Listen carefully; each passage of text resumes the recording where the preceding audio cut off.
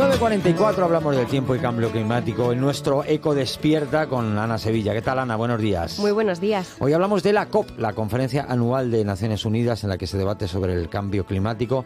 Centenares de países buscan estos días nuevas medidas para frenar los problemas derivados del clima. Bueno, no es nada nuevo, además, porque lo escuchamos año tras año. Estas celebraciones llevan celebrándose, pues cerca de 30 años, y gracias a ellas, pues además se ha llevado a cabo medidas muy importantes para la conservación de nuestro planeta. Ya, bueno, por comenzar con una definición, porque quizás todo el mundo no lo sepa, ¿qué es la COP?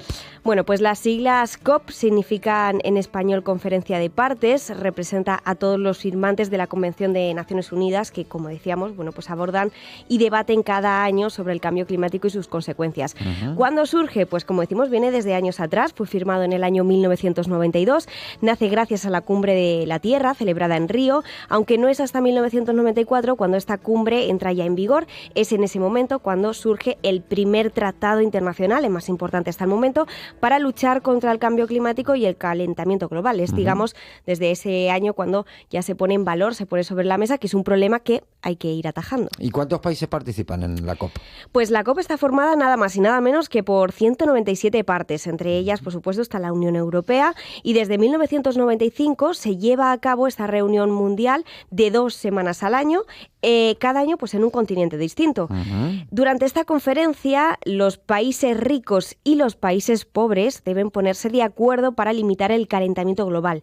¿Cómo? ¿De qué forma? Bueno, pues ese es el centro, ¿no?, del debate año tras año. Ya. Entre los participantes también se encuentran autoridades locales, también figuras importantes en la sociedad civil y, por supuesto, pues la comunidad científica, que sin ella, desde luego, no seríamos nada. Bueno, ¿qué acuerdos se han llevado a cabo hasta ahora? Bueno, pues el más importante, si retrocedemos hacia atrás, se fue en 2015, al final de la COP 2021, donde los estados llegaron a firmar el Acuerdo de París, un acuerdo que seguro que escuchamos mucho, pero la conclusión a la que se llegó con este acuerdo es mantener el calentamiento global por debajo del 1,5 grados en relación con la era preindustrial. Pero, bueno, ya sabemos, lo contamos, sobre todo desde el espacio del tiempo hacemos muchísimo hincapié, porque las emisiones de efecto invernadero no paran de crecer. De hecho, ya hemos superado ese valor. Según el último informe del IPCC de este año, la temperatura media del aire en superficie a escala mundial ya ha superado el 1,54 grados Celsius.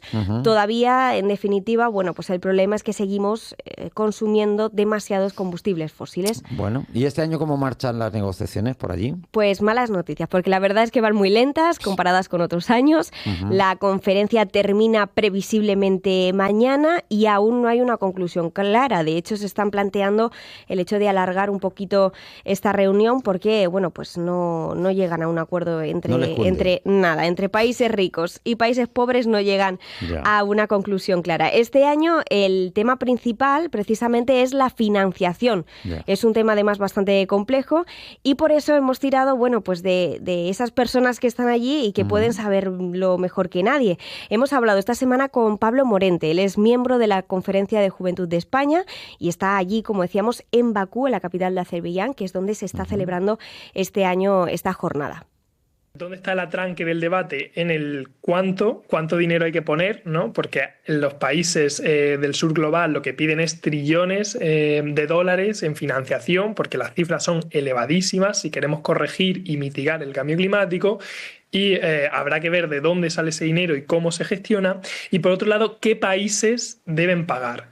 Hasta ahora, según la Convención Marco de Naciones Unidas, pagaban los países del norte global. Pensemos en Europa, Estados Unidos, Canadá, etcétera. Los países desarrollados. Sin embargo, lo que se está poniendo encima de la mesa es que hay países que en 1992 eran países en vías de desarrollo, como puede ser China o los países, o Arabia Saudí, por ejemplo, los países petroleros, que actualmente sí tienen una gran financiación o gran capacidad de aportar financiación en el entorno internacional. Bueno, de hecho, el año pasado estuvo a punto de conseguirse el fin de los combustibles fósiles, que, como sabemos, pues son la mayor fuente de emisiones que provocan esta crisis climática, pero precisamente, lo escuchábamos, fue China y Arabia Saudí quienes bloquearon la propuesta clave para eliminarlos progresivamente. Bueno, lo que me ha llamado la atención es que haya jóvenes, ¿no?, representándonos en la COP. Pues la verdad es que son una pieza clave en el engranaje. Si miramos atrás, ya desde 2019, las grandes movilizaciones juveniles contra el cambio climático han puesto aún más de manifiesto la necesidad y la urgencia de actuar y sobre todo de una forma más ambiciosa. Claro. Esto creo que ha presionado incluso un poquito más a la clave política para acelerar las negociaciones y eso es precisamente una de las funciones que están cumpliendo los jóvenes en esta COP. Nos lo contaba Pablo también. Ujú. Aquí en la COP existe como un grupo de organizaciones juveniles que se llama Yango o Yongo. Esta comunidad de jóvenes, por así decirlo, tiene un estatuto propio dentro de la COP y nos permite supervisar mucho más de cerca a qué negociaciones están llegando. Sí es verdad que hay una denuncia, ¿no?, o una reivindicación por parte de la sociedad civil porque en esta semana de la COP todas las negociaciones son mucho más opacas, es mucho más difícil acceder a las salas donde se están tomando las decisiones y por lo tanto existe una reivindicación de la sociedad civil porque el proceso sea mucho más transparente. Oye, ¿y esto podría crear algo de desconfianza?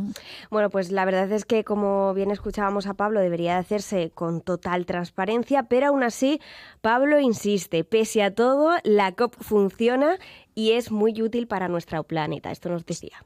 Sí me gustaría decir brevemente que aunque pensemos desde casa que en las COP no se hace nada, debo decir que Naciones Unidas, que ahora mismo afronta muchísimas crisis en muchos de sus organismos internacionales por los conflictos que estamos viendo, en materia de cambio climático sí existe un compromiso global y eso es muy importante que respetemos este espacio porque es de los pocos espacios ahora mismo de Naciones Unidas que siguen funcionando y al que todos los países le prestan mucha atención.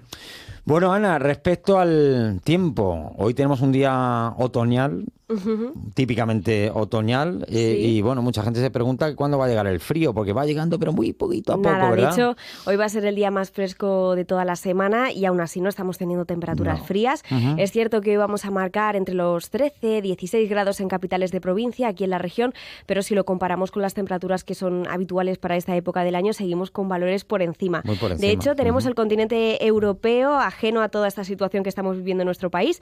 Allí ya están con la primera ola de frío, un frío ártico que ha dejado incluso las primeras nevadas de la temporada. Claro. Ayer veíamos ya esas nevadas, además bastante copiosas en lugares como Londres, que bueno, pues han llegado esta madrugada incluso a marcar en algunas zonas los 11 grados negativos. Así Madre que, mía, ¿y dónde está ese frío? Entonces, ¿se ha quedado bloqueado ahí a mitad de camino? pues aquí de momento lo único que tenemos es la borrasca Caetano, Caetano, que ujú. es la protagonista de estos días, pero más que lluvia, pues aquí en Castilla-La Mancha nos va a dejar viento. De hecho, a esta hora estamos pendientes de esos avisos que ha activado la Agencia Estatal de Meteorología en la provincia de Albacete, rachas que podrían superar los 70-80 kilómetros a la hora.